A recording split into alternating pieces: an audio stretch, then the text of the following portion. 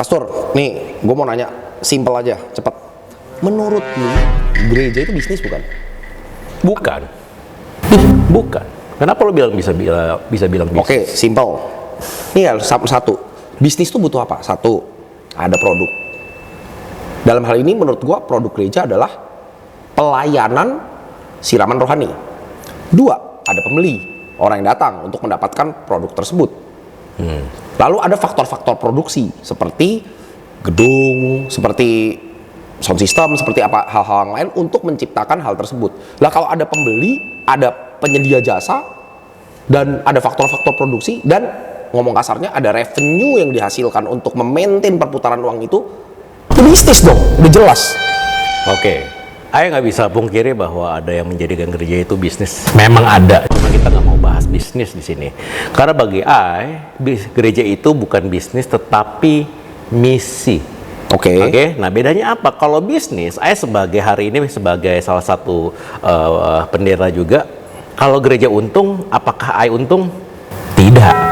Artinya kalau bisnis harus ada orang yang diuntungkan. Sedangkan di sistem di gereja kita tidak punya keuntungan. Jadi gereja mau berapapun besar kok dalam tanda kutip persembahan, perpuluhan, tetap digaji gue tetap digaji gue. Oke. Nggak tergantung dengan revenue. Tetapi bagaimana dengan revenue yang datang ke gereja kita, persembahan yang datang ke gereja kita? Ya kita buat kepentingan gereja lagi, bukan kepentingan segelintir orang, apalagi pemimpin. So, kalau kita bilang gereja ini bisnis, kalau saya ambil untung, saya setuju. Saya gereja bisnis. Tetapi kebanyakan gereja di Indonesia, kalau saya melihat dengan yang teman-teman saya, rekan pendeta, kebanyakan mereka bukan bisnis, tetapi mereka misi. Kenapa misi saya bilang? Karena misalnya kita membuat sebuah gereja, kita melayani orang-orang, uangnya dipakai buat apa? Buat ruangan ini, buat gaji part-timer, guru sekolah minggu, sound system, dan lain-lain, untuk sewa gedung, untuk operasional, untuk gaji pendeta. Nah itu bagi saya itu adalah misi. Karena kalau uangnya sudah banyak, ya udah tinggal buka cabang lagi. Seperti itu. Tapi ya sebenarnya sekarang semua PT juga kayak begitu. Sekarang gini lu ngomong, misalnya lu perusahaan, anggap aja lu CEO lah, ngerti nggak? Maksud gue lu seseorang yang digaji oleh PT tersebut. Ya lu gaji juga terbatas lah, nggak mungkin tiba-tiba lu mau ngambil gaji suka-suka pala lu gitu kan, nggak mungkin gitu. Misalnya gaji di cap dong. Tapi kan tetap ada revenue, dan ya kita ngomong gampangnya profit sama dengan revenue dikurang expenses. Anggap revenue lu gede banget gitu intinya. Ya sekarang lu bisa buka cabang, bisa buka apa lagi dan sebagainya. Ya tentu aja gaji pegawainya semuanya di cap dong, gila. Kalau sampai tiba-tiba lu bisa ngambil suka perut lu mah, yang ada bangkrut besoknya gitu kan. Tapi it still act as a business. Tapi gue mau ngomong dulu satu hal penting. Gue sangat menyarankan gereja bertindak sebagai bisnis. Kenapa? Listen, simple. Ini gue hari Minggu nih, gue Senin sampai Sabtu lah gitu, gue kerja gitu, capek banget gitu gue. Nah hari Minggu pasti gue mau tidur dong. Istilahnya, wah, tapi misalnya hari Minggu, aduh nih gue lagi butuh siraman rohani nih, oke? Gue bangun jam 8 pagi gitu, which is gila, harusnya gue bisa tidur lebih panjang lagi. Gue datang ke gereja, nyetir jauh-jauh ke BSD misalnya, anggap aja gitu. Ya tentu masuk gereja gue pengen denger khotbah yang baik. Gue pengen memuji Tuhan dengan musik yang kagak fales. Gue pengen menyembah Tuhan di atmosfer yang enak gitu, nggak tiba-tiba kepanasan gara-gara AC-nya rusak gitu. Ya lu bayangin aja tiba-tiba gue masuk nih, AC rusak, khotbah kagak jelas, musik fals semua, lighting kagak jelas. Ini mending gue tidur. Gue bilang ngapain gue gereja kan gitu, istilahnya nih kasarnya gini loh.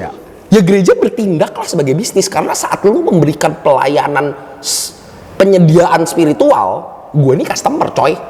Dan ini udah nggak usah dipungkiri, banyak orang pindah-pindah gereja. Gereja suka ngomong, lu kagak setia lu nggak loyal lu nggak tertanam lu. Ya come on coy. Istilahnya gini, udah misalnya lu nggak nyaman di satu tempat for any reasons gitu, intinya misalnya lu for any reasons lu kepahitan kayak apa kayak segala, itu kan sama aja kayak lu restoran kagak suka pindah ke sebelah, ya sama aja dong. Justru bagaimana cara restoran itu atau bisnis itu mengcap customernya adalah dengan memberikan pelayanan yang baik. Jadi menurut gua nih sama sekali nggak menyalahkan gereja sebagai bisnis. Justru yang gua salahkan adalah kalau orang ngamuk-ngamuk, gua bilang gereja bisnis. Buset, gereja Itu rumah Tuhan, bro. Ya memang rumah Tuhan sih, tapi selama lu ada bill yang harus dibayar sih, you should act like a business. Menurut gua. Menurut lu gimana? Menurut gue bukan kata bisnis, tetapi ada satu ayat di dalam Alkitab. Whatever you do, apapun yang engkau lakukan, lakukanlah itu seperti untuk Tuhan. Tuhan. Jadi nggak ada, bagi gue itu bukan urusan lo bisnis atau misi seperti itu. Itu adalah sikap hati, excellent. Bukan masalah ya kita hari ini misalnya gue hari ini khotbah misalnya, gue akan persiapan 20 jam, nggak ada hubungan sama bisnis. Gue dibayar nggak dibayar, gue persiapan 20 jam seminggu gue siapin. Nggak bisa ketemu orang, siapin tuh di rumah. Pelayanan musik, mereka latihan. Sound system, mereka prepare. Jadi segala sesuatu itu mereka membuat itu untuk apa? Untuk teratur supaya orang yang datang mereka bisa melihat kemuliaan Tuhan. Tapi kalau kita bedah akarnya dulu nih, bisnis yang lo maksud dengan misi adalah menurut gua konsepnya berbeda. Karena bisnis itu biasanya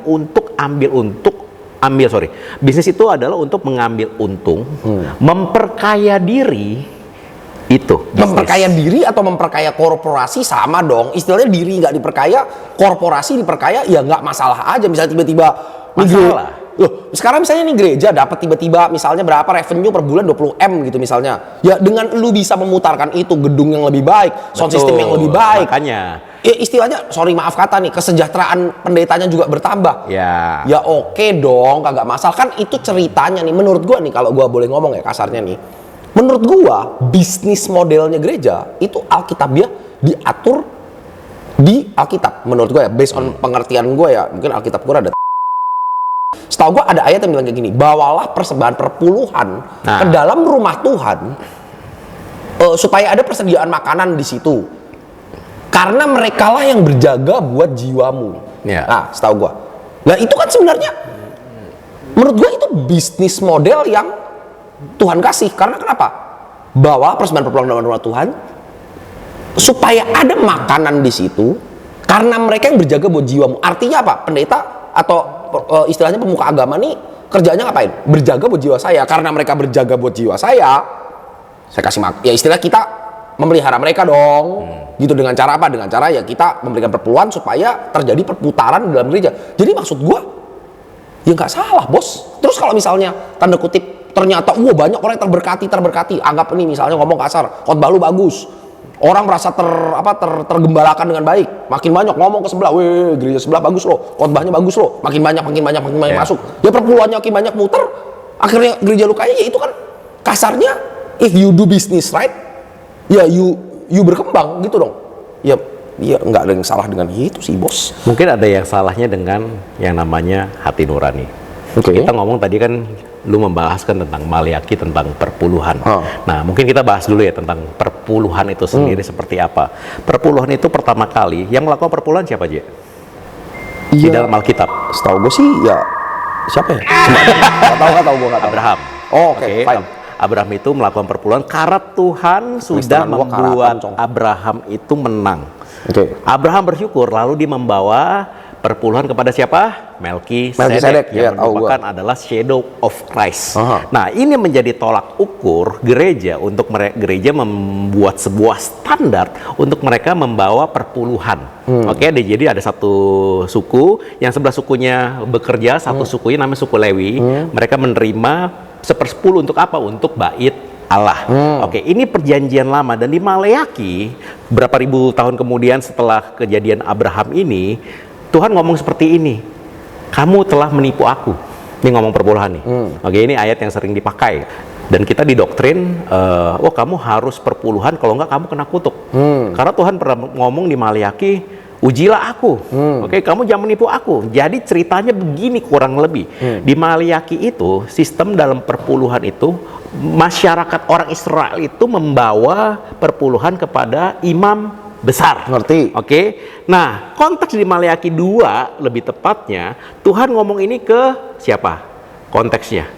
Kalau di dalam Alkitab kita harus tahu konteksnya. Tuhan ngomong ke siapa? Kapan, di mana, mengapa. Nah, Tuhan lagi ngomong itu ke imam besar. Jadi yang menipu siapa? Orang Israel dong. Atau imam besar? Imam besar. Imam besar. Masalahnya Kalau imam besarnya bercacat, yang kena kutuk siapa? Israel. Seluruh bangsa Israel.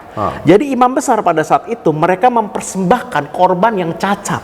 Padahal orang Israel mempersembahkan korban Yang baik. yang baik. Tetapi ada juga, karena orang Israel pada saat itu baru pulang dari pembuangan Babel, mereka masih miskin. Wah, daripada gue persembahkan domba yang bercacat, domba yang tambun, domba yang nggak bercacat, mendingan gue buat sendiri. Ya ada juga orang Israel seperti itu. Nah, tapi konteksnya imam besar ini bercacat, korupsi. Oke, nah saya setuju. Kalau ini disebut bisnis, setuju. Oke, karena untuk memperkaya diri sendiri, bukan untuk memperkaya bait Allah. Oke, ada kata diri sendiri dan ada kata bait Allah. Oke, lanjut dulu ke Maleakhi. Karena imam besar ini bercacat, yang kena kutuk satu bangsa. Di dalam perjanjian baru, siapa imam besar kita? Tuhan Yesus. Tuhan Yesus. Kalau imam besarnya adalah Tuhan Yesus yang tidak bercacat, yang sekaligus menjadi domba, siapa yang kena berkat? Iya, Seluruh orang di bawah Kristus. Oke. Jadi konsep perpuluhan itu bukan lagi menjadi sebuah keharusan, karena Kristus sudah menjadi domba. Kita tidak perlu lagi membawa domba itu, karena Kristuslah menjadi domba itu. Tunggu nih. So are you saying that actually perpuluhan itu tidak wajib gitu? Perpuluhan kayak misal gini, Je. Lu punya nyokap. Baik gak nyokap lo? Baik dong. Terus lu kasih duit gak ke nyokap? Iyalah, pasti dong. Kenapa lo kasih duit? Ya, ucapan terima kasih lah. Ya sih. Dengan ucapan rasa syukur dan amanat agung. Tuhan bilang, Tunggu. Ini strong statement. Ini strong statement. Kalau lu berani bilang bahwa berarti gereja tidak, atau lu jangan ngomong gereja lah, udah gampang aja. Berarti kita sebagai umat Kristen tidak wajib. Itu bukan sebuah kewajiban untuk memberikan 10% dari istilah dari penghasilan kita ke gereja. gue kalau ngomong gitu, Je, gereja kita udah kaya. Tapi lu lihat khotbah-khotbah kita tidak pernah mengajarkan kamu harus perpuluhan, kalau nggak kamu kena kutuk. Wah, ini sih kalau nyokap gue denger sih Lu cari di meninggal di darah, bro.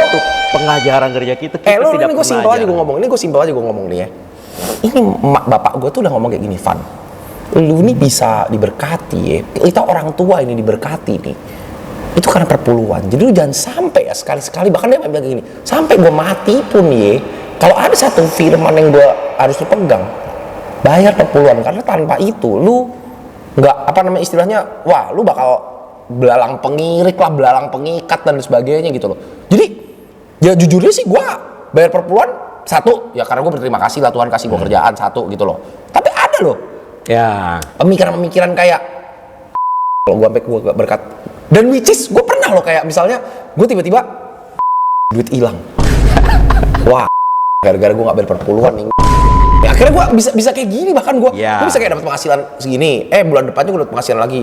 Gue belum bayar perpuluhan, gue rapel lah 2 bulan, bisa kayak gitu-gitu. Tapi gue sampai takut banget gak bayar perpuluhan gara-gara apa? Tapi which is kalau kita sambungin, gue balikin lagi sama omongan kita hari ini soal gereja bisnis ya, gue jujur, gue gak masalah bayar perpuluhan, gue gak masalah untuk poin kata nih memperkaya gereja gue loh. Soalnya gereja gue aja memberikan, ya contoh gereja gue gitu ya, memberikan, ya gue sendiri model kayak begini diterima di mana sih, siapa yang mau terima gue gitu loh, intinya model gue kayak begini. Tapi karena gereja gue menerima gue, memberdayakan gue, mendidik dan membimbing gue dalam kerohanian, gue juga nggak masalah gitu bayar perpuluhan gereja, karena kasarnya ya gue pengen pastor gue bisa tetap berjaga buat jiwa gue lah gitu loh poinnya. Nah jadi maksud gue poinnya adalah gue nggak masalah gitu loh dengan gereja bertindak sebagai bisnis. Gue balikin lagi, poinnya adalah menurut gue kalau bisa gereja malah bertindaklah sebagai bisnis, punyalah standar excellence layaknya bisnis, punyalah. Gue sedih gitu kalau tiba-tiba ada temen gue gitu datang ke gereja gitu ya, aduh Van, gereja lu nih kok kayaknya nggak disapa sih, kok nggak ada senyum sih, kok kita dibiar, which is pernah kejadian by the way, pernah kejadian. Gue sampai kayak customer service tuh nih, gue bilang nih intinya kayak gitu, ngerti gak maksud gue? Berarti kan kita nggak punya hotel aja, coba deh di hotel lu kagak nyapu cila, gak bro, bos lu sih mati lah. Gue bilang, nah maksud gue pengen gereja punya standar excellence itu gitu loh, ngerti gak maksud gue? Jadi please like a bisnis gitu. Kita hari Minggu datang ke gereja ini, kita udah buang waktu kita, buang waktu tidur gua, bro, gitu. Ngerti gak maksud gua? Gitu sih lebih tepatnya. Kenapa gua bilang gereja is a business? Karena actually sebenarnya gua pengen gereja act like a business. Let's agree to disagree. Karena buat gue itu bukan kata yang tepat, oke? Nah mungkin itu istilahnya hanyalah perbedaan istilah aja. Excellency. Cuman ada nggak gereja yang cuci duit? Oh ya Itu bisnis. Mereka excellent nggak? Excellent. Punya duit banyak, tapi motifnya apa? Cari duit. Ada satu WA, teman lama Ayah bilang, karena Ayah sekarang udah mulai banyak, gue ngapain gue aja lah ya. Karena gue punya sekarang udah mulai banyak follower. Ada satu orang bilang ke gue bisa tunjukin WA-nya, cuman gue gak boleh ke sosial media. Gue ada temen punya duit 1 T, lu boleh nggak pimpin gereja? Nggak mau gue. Kenapa? Bisa excellent nggak dia? Saya percaya bisa. Gue percaya bisa excellent. menarik nih. Sama-sama excellent. Ada gereja yang miskin, ada gereja yang nggak gede. Excellent nggak? Excellent. Ada gereja yang mau cuci uang. Bukan gereja. Ada orang yang mau cuci uang lewat gereja. Bisa excellent nggak? Bisa excellent. Tapi Jadi menurut lo inti jauh pentingnya berbeda. Motifnya dong. Untuk apa hari ini? Gue kalau terima, oke lah, gue terima. Gue bisa kaya nggak? Bisa. Gereja dibangunin mungkin bangunan. Kita punya lahan nggak? Hari ini yang punya The Cause, gue gereja The Cause, ada nggak kita punya gereja milik sendiri? Nggak ada, sewa sampai sekarang. 2 lokasi kita sewa. Tapi motif kita kalau cuci duit atau bangun itu terus dia bukan orang percaya bahkan. Bisa nggak lo ini? Lo bangunin? Ya gue nggak tahu ntar cara curangnya seperti apa, gue nggak tahu. Gue nggak mau. Wah, motifnya berbeda, tapi bisa excellent nggak dua-duanya? Bisa. Balik ke perpuluhan ya. Kalau lo, nih gue pengen buat pertanyaan buat lo sekarang. Di pala lo kan masih ada, kalau lo nggak perpuluhan, akan ada belalang pengirik. Sedangkan di dalam Alkitab itu ada bilang di bawah Yesus Kristus tidak ada lagi kutuk. Artinya kalau lo nggak perpuluhan, sedangkan Yesus udah mati buat lo, apakah darah Yesus nggak sekuat belalang pengirik atau kutuk? Gue gini ya, gue sekarang baru menyadari arti pentingnya pola asuh atau pola pengajaran gitu loh. Ya ini kan yang ngomong bonyok gue melihat bagaimana bonyok gue bisa dibilang hidupnya diberkati lah, padahal ya istilahnya mereka gawe lah gitu, mereka bukan pemilik bisnis atau apa dan sebagainya. Tapi mereka diberkati dan mereka ngajarin gue, lu bayangin itu omongan udah kayak dulu tuh kayak bener-bener tiap kali gue gajian atau tiap kali gue jangan lupa perpuluhan nih, kita bisa nyekolahin lu gara-gara perpuluhan nih. Ya masuk lah pala gue gitu, ngerti gak? Ya, nah itu membuat gue jadi mengasosiasikan gue pas hilang nih, gue tiba-tiba ada pengeluaran besar nih atau tiba-tiba kecelakaan gitu kan intinya kan. Wah, belum bayar, cepet-cepet bang. Ya wajar, tapi anehnya ini entah lu lucu aneh atau gimana, apakah ini sugestif atau gimana, gue nggak ngerti gitu ya. Ntar begitu gue habis bayar, datang duit, gue perpuluhan tolak bala nih. Gue bilang bener juga nih, lama-lama gue jadi percaya gitu, ngerti nggak maksud gue. Sampai sekarang up to the point where gue cuma lumayan takut nggak bayar. Gue lumayan takut karena kayak menurut gue udah jadi kebiasaan. Udah jadi kebiasaan. Memang gue akuin sekarang gue juga sebenarnya ya makin berumur gini gue juga punya rasa berterima kasih lah, bukan simply hanya rasa ketakutan aja. Cuma kalau lu tanyanya kayak begitu, terkadang gue baru mengerti sekarang bahwa pola asuh itu ada gitu loh. Apa yang sudah menjadi mindset kita dari dulu itu ya nancep gitu loh. Jadi terkadang gue kadang bingung gitu loh. Apakah motif yang benar, contohnya motif yang benar mengasihi Tuhan versus takut bala gitu kan intinya kan. Itu penting. Atau yang penting ya hasilnya aja. Hasilnya alias maksudnya ya sepanjang lu bayar, Tuhan berkati. Motif mah ya siapa yang tahu juga anyway gitu kan dalam hati kita gitu kan intinya. Ini gue kasih lu devil's advocate ya. Anggap nih ngomong cuci duit. Ya cuci duit. Lu nggak tahu bahwa itu duit cuci duit. Lu nggak tahu itu duit cuci duit. Tiba-tiba ada yang nawarin lu, bos, ada orang tergerak nih. Anggap aja gue maklarnya deh gitu, gue tahu tuh si bos mau cuci duit tuh 1 T gitu, ngerti maksud gue. Terus, tapi gue bilang, si pastor kagak bakal mau nih kalau gue kasih tau cuci duit nih. Ya gue bilang aja, pastor, ada orang tergerak nih ingin membuka gereja, kebetulan dia kelebihan duit, dia ingin mencari seorang pastor yang bisa memimpin sebuah gereja, dia punya hati untuk memberkati orang. Lu mau nggak? Nggak. Bukan ngomong enggak, lo aja nggak tahu, gue jangan kasih tahu lu. Karena gue nggak tahu, gue nggak mau. Oh, oke. Maksud gue mau ngomong, kalau lu nggak tahu anyway, dan lu memimpin dengan excellent, ya toh jemaat-jemaat yang datang terberkati toh. Tapi gue harus tahu. Motif utama si cuci duit, jemaat juga gak ada yang tahu gitu bro. Ngerti kalau maksud gue? Jemaat gak ada yang tahu. Istilahnya jemaat yang datang dengar khotbah lu terberkati, pulang puji Yesus juga.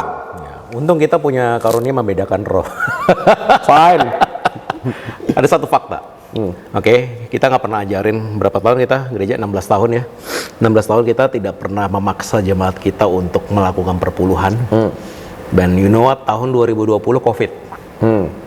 Dengar dari pendahara gereja karena gue ini nggak boleh, karena gue nggak boleh tahu siapa nyumbang. Gue nggak tahu perpuluhan lu berapa. That's a good practice ya anyway. Ada orang ini dalam gereja kita percaya, gue nggak tahu siapa nyumbang berapa, gue tidak tahu, tidak boleh.